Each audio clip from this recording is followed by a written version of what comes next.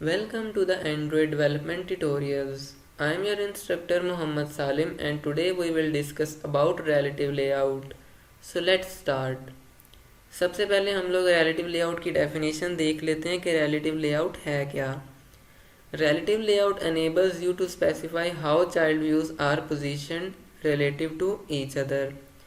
Relative layout आपको ये allow करता है कि आपके जितने भी चाइल्ड व्यूज़ हैं, मिसाल के तौर पर text view, button, image view etcetera, इन तमाम चीज़ों को आप रिलेटिवली एक दूसरे के अरेंज कर सकते हैं. इसके अंदर दो तरह से अरेंजमेंट हो सकती है. या तो आप सिबलिंग एलिमेंट्स को एक दूसरे के रिलेट कर सकते हैं या एक चाइल्ड व्यू को उसके पेरेंट से रिलेट कर सकते हैं. हम इन दोनों को प्रैक्टिकली देखेंगे, लेकिन सबसे पहले आपके डिस्प्ले पे आपको एक स्क्रीन नज़र आ रही है. उसमें आपके सामने 4 चाइल्ड व्यूज़ हैं. मिसाल ले लें, ये 4 चाइल्ड व्यूज़ हैं. ये अरेंज कैसे हुए हैं? एक टॉप पर है, 2 उसके नीचे हैं और उन 2 के नीचे भी एक हमारे पास चाइल्ड व्यू है. आप इन्हें लेआउट्स भी समझ सकते हैं, आप इन्हें चाइल्ड व्यूज़ भी समझ सकते हैं. मज़ीद हम लोग प्रैक्टिकली वर्क में इन्हें डिस्कस करते हैं. तो ये हमारा एंड्रॉयड स्टूडियो है और ये हमारी एक्टिविटी मेन XML फाइल है जहाँ पर हम डिज़ाइन क्रिएट करते हैं. तो मैं यहाँ पर इस लीनियर लेआउट को इरेज करके रिलेटिव लेआउट लिख देता हूँ. रिलेटिव लेआउट लिखने के बाद मैंने स्क्रीन को as a relative layout parent के तौर पे यूज़ कर लिया है. अब इसके अंदर मैं सबसे पहले आपको एक बटन की मिसाल से समझाता हूँ. मैं इसकी विड्थ रैप कंटेंट कर रहा हूँ और इसकी जो हाइट है वो भी मैं रैप कंटेंट करूँगा.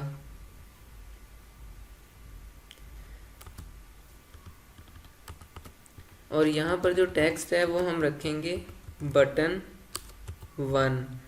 अब देखें यहाँ पर आपके पास स्क्रीन में बटन 1 शो हो रहा है. अब इसको मैं कॉपी कर लेता हूँ यहाँ से और यहाँ पर एक और बटन पेस्ट कर देते हैं हम. अब इस बटन का मैं टेक्स्ट चेंज करके बटन 2 लिख देता हूँ. अब देखें बटन 1 गायब नहीं हुआ, बटन 2 के नीचे चला गया है. कैसे?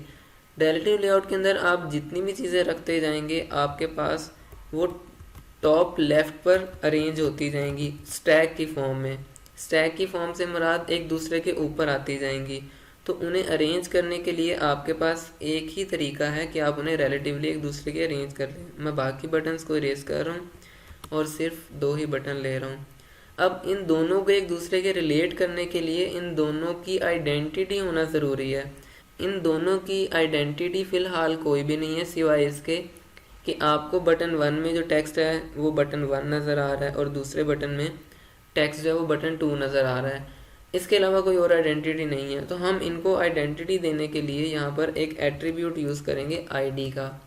@+ID आप लोगों ने यूज़ करना है, ये रूल है और बाय डिफ़ॉल्ट है. आप यहाँ पर btn1 टाइप कर दें. मैंने btn1 खुद अपनी मर्ज़ी से रखा है. आप यहाँ पर जो भी ID देना चाहें वो दे सकते हैं. आप b1 नाम रख सकते हैं. और इस बटन को मैं ID @+ID/b2 दे देता हूँ. अब मैं चाहता हूँ ये जो ऊपर वाला बटन है ना, ये नीचे वाले बटन के राइट साइड पे चला जाए. तो मेरे पास जो प्रॉपर्टी है वो to right of @+ID b1, यानी कि ये बटन इस b1 के राइट पर चला गया है. मैं इसको बिलो लेआउट भी लेकर आ सकता हूँ. बिलो लेआउट लेकर आने के लिए मैं यहाँ पर लिखूँगा लेआउट बिलो @+ID और b1. तो ये b1 के नीचे आ जाएगा, यानी कि बटन 1 के नीचे आ जाएगा. अब ये तो था चाइल्ड व्यू का रिलेशन, यानी कि ये दोनों चाइल्ड व्यूज़ हैं, बटन 1 भी और बटन 2 भी, और ये दोनों सिबलिंग एलिमेंट के तौर पे अब काम कर रहे हैं कि ये दोनों आपस में सिबलिंग हैं और ये बटन इसके नीचे आ रहा है. अब मैं आपको समझाता हूँ कि कैसे हम पेरेंट के रिलेटिव काम करते हैं. फ़िलहाल आपको इन दोनों की समझ आ गई होगी. मज़ीद इसके अंदर जैसे अब टू राइट था तो वाइस वर्सा टू लेफ़्ट भी होगा, और ये अगर बिलो लेआउट आया तो ये अबव लेआउट भी जा सकता है. लेकिन इसके यहाँ पर फ़िलहाल कुछ है नहीं, स्पेस नहीं है, तो मैं नहीं टाइप कर रहा. लेकिन मैं आपको पेरेंट के तौर पे काम करके बताता हूँ. फ़िलहाल मैं यहाँ पर इस बटन को ख़त्म कर देता हूँ और एक ही बटन यूज़ करते हैं पेरेंट के रिलेटिव काम करने के लिए.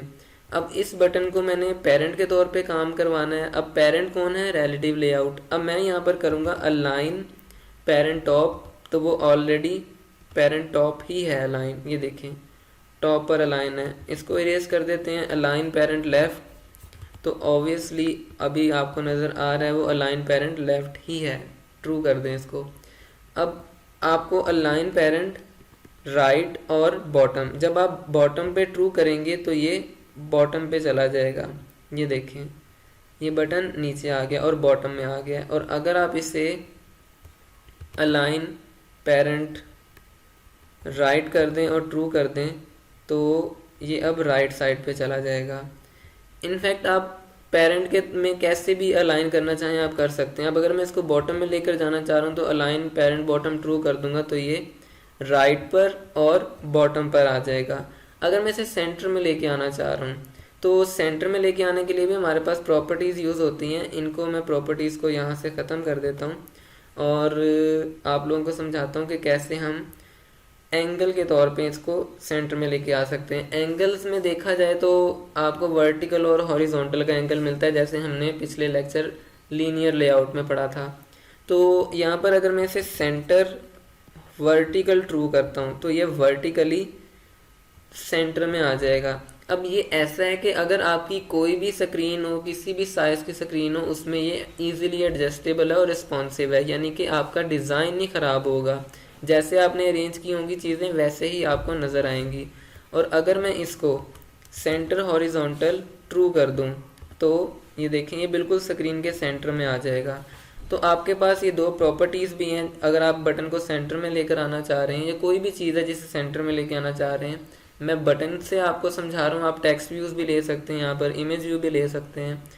अगर इसको सेंटर में लेकर आना है तो आप यहाँ पर सेंटर इन पेरेंट भी कर सकते हैं यूज़, और इसे अगर ट्रू कर दें तो ये वही काम ही देगा जो सेंटर हॉरिजॉन्टल और सेंटर वर्टिकल आपको काम दे रहा था।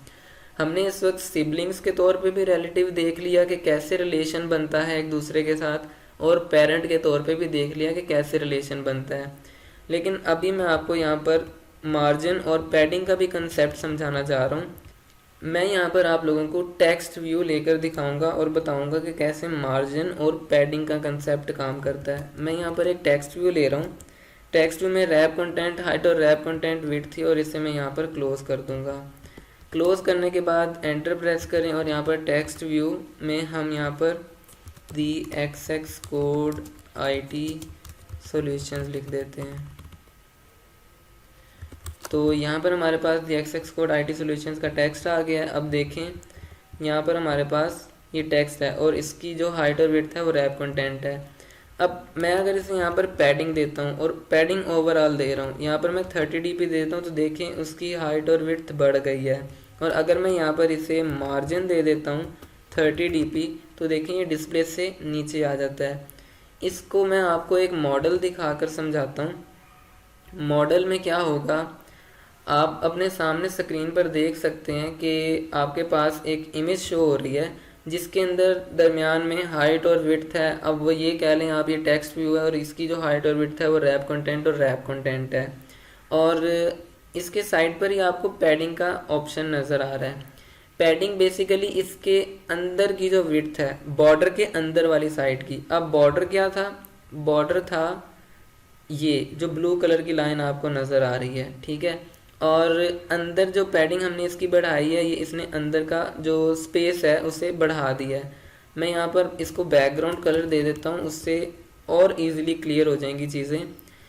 मैं यहाँ पर इसे कलर प्राइमरी ही दे रहा हूँ, ठीक है। अब ये देखें मैंने जब इसे कलर दिया है तो अंदर वाले हिस्से को कलर आ गए, यानी कि जो आपको इस इमेज में नज़र आ रहा है यहाँ पर पैडिंग वाला हिस्सा, वो बेसिकली बॉर्डर के अंदर वाला हिस्सा होता है जो पैडिंग हम बढ़ा रहे हैं। अब बॉर्डर कहाँ से लगेगा इसको, आपको मैंने लास्ट लेक्चर में बताया था। हम ड्राइबल्स में जाते हैं, राइट क्लिक करते हैं, राइट क्लिक करने के बाद न्यू के ऑप्शन पे आते हैं और ड्राइबल्स पे आ जाते हैं। ड्राइबल्स पे आने के बाद आप लोगों ने यहाँ पर एक ये कह लें स्ट्रोक के नाम से आप इसे डिक्लेयर कर लें कि ये एक ड्राइबल XML या स्ट्रोक के नाम से, और आप इसे बार बार स्ट्रोक के नाम से ही कॉल करेंगे। मैंने यहाँ पर ये stroke.xml की एक ड्राइबल फाइल क्रिएट कर ली है, और सिलेक्टर में मैं यहाँ आकर इसे शेप दे दूँगा।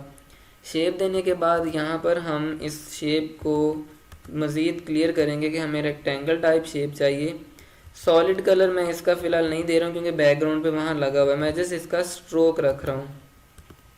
स्ट्रोक मैंने आपको लास्ट लेक्चर में बताया था कि कैसे स्ट्रोक दे सकते हैं। यहाँ पर एक तो विड्थ, ठीक है, यहाँ पर आप विड्थ दे दें 10 dp, ठीक है, ये स्ट्रोक आ गया। अंदर जो कलर होता है वो सॉलिड होता है और ये जो बॉर्डर होता है ये इसका स्ट्रोक कहलाता है।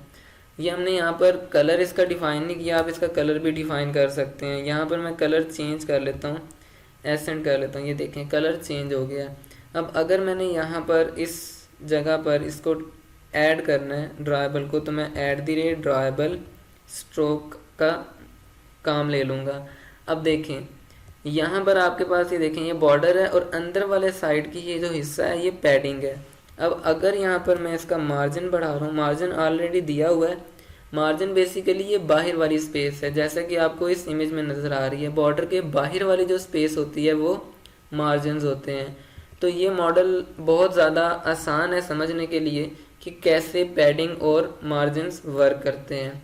मज़ीद हम नेक्स्ट लेक्चर में रिलेटिव लेआउट से एक साइन अप फॉर्म या रजिस्ट्रेशन फॉर्म ही बनाएंगे यूजिंग रिलेटिव लेआउट और उसमें मज़ीद स्टाइल्स को ऐड करेंगे। तब तक के लिए अपना ख्याल रखिए। Thank you so much. अल्लाह हाफिज़।